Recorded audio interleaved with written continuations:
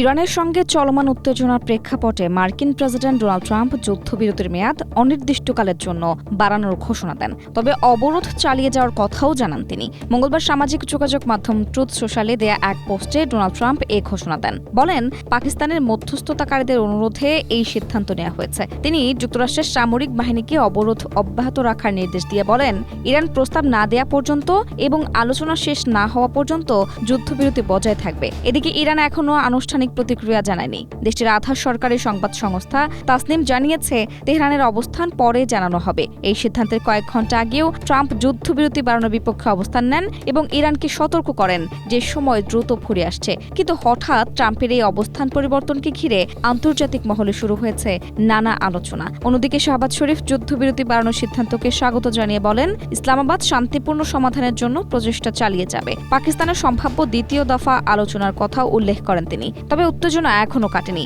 ইরানের বন্দরগুলোতে মার্কিন নৌ অবরোধ অব্যাহত থাকায় পরিস্থিতি জটিল হয়ে উঠছে। ইরানের পররাষ্ট্রমন্ত্রী আব্বাস আরাকচি এই অবরোধকে যুদ্ধকালীন পদক্ষেপ হিসেবে আখ্যা দিয়ে এটিকে যুদ্ধবিরতির লঙ্ঘন বলে দাবি করেন।